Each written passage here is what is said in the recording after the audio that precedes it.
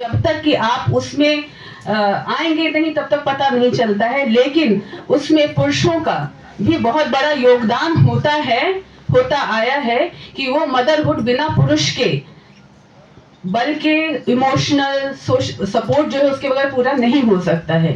तो इसमें मदर के अलावा पुरुषों का रोल तो और भी ज्यादा बढ़ जाता है, जिम्मेवारियां ज्यादा बढ़ जाती हैं कि वो कैसे एक माँ को, एक स्त्री को मदरहुड के उस अनुभूति से बहुत सक्सेसफुली निकाल सके, समझदारी से निकाल सके। तो मैं इसमें बोलना चाह रही हूँ कि ये एक बहुत बड़ा अच्छा मौका है। आप जान रहे हैं कि हम लोग जो है वो अंतर्राष्ट्रीय महिला दिवस भी मनाते हैं, और ये जो मई का महीना है इसको हम क्या कहते हैं, ये कौन सा डे आता है, मदर्स डे होता है। और किस दिन होता है, मई का जो सेकेंड वीक का जो संडे होता है वो हमारा क्या होता है, मदर्स डे के रूप में मनाया जाता है। और हम इस मई के महीने में अभी आपके सामने प्रस्तुत हम लोग अपना ये एक इत्तफाकन कह लीजिए, प्लान वे में कह लीजिए, ये एक मैटरनल मेंटल हेल्थ जो संगोष्ठी है वो आयोजित सर के द्वारा की गई है। तो ये बहुत ही एक अच्छी शुरुआत है कि हम उस फेज में चल रहे हैं।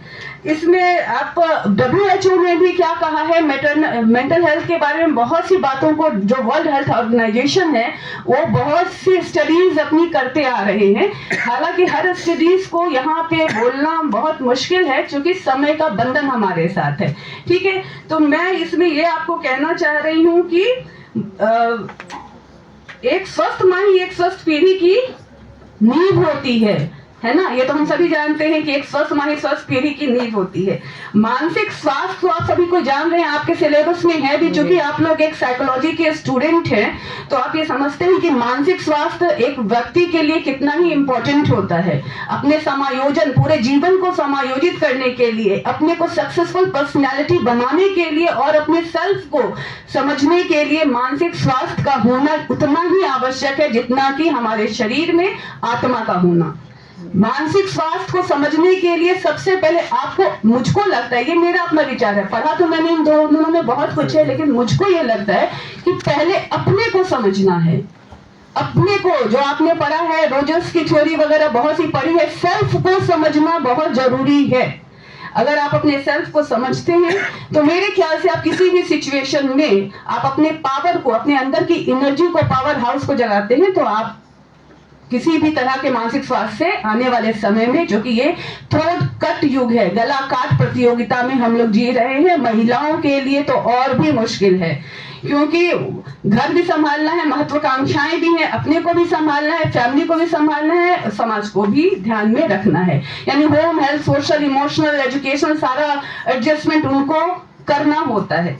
तो मानसिक स्वास्थ्य की परिभाषा को मैं स्किप कर रही हूँ क्योंकि वो आप लोग सबको जान रहे हैं कि एक अच्छा समायोजन, अच्छा व्यवहार, ये हमारे मानसिक स्वास्थ्य का परिचायक है। लेकिन क्या होता है, कई बार अब महिलाओं के केस में होता है, मातृक मानसिक स्वास्थ्य का मतलब क्या होता है, गर्भावस्था, यानी कि जब महिला वो स्त्री गर्भ धारण करती है और उससे पहले, गर्भ के समय और गर्भ के उपरांत क्या उसकी मानसिक स्थिति होती है, क्योंकि इसमें बहुत से कारण होते हैं, बहुत से भावनात्मक, सामाजिक, मानसिक कारण होते हैं जो कि उसके मानसिक स्थिति को संभाल भी सकते हैं और बिगाड़ भी सकते हैं। मैंने थोड़ा अलग करने की कोशिश की है कि सामान्य महिलाओं की मानसिक स्थिति क्या होती है।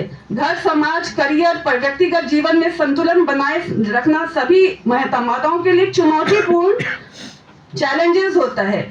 मातृत्व आने पर यह दबाव रहता है कि कैसे हम अपने को भी देखें, कैसे बच्चों को संभाले, कैसे फैमिली को संभाले।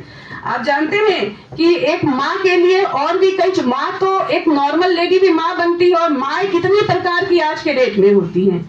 चूंकि मैं उस एक्सपीरियंस से खुद भी गुजर चुकी हूँ, इसलिए मैं शेयर करना चाहती हूँ। तो एक साधारण महिला माँ बनती है, लेकिन माँ एक स्त्री कितनी तरह से बनती है। तो आप इसको अपना ध्यान थोड़ा देने की कोशिश करेंगे कि देखिए, चुनौतियां होती है कि स्त्री के लिए कब और परिवार के लिए कब, पति के लिए कब। जब आपने यहाँ सुना है IVF के माध्यम से गर्भधारण, IVF एक ऐसा प्रोसेस होता है, टेस्ट ट्यूब बेबी जिसको कहते हैं।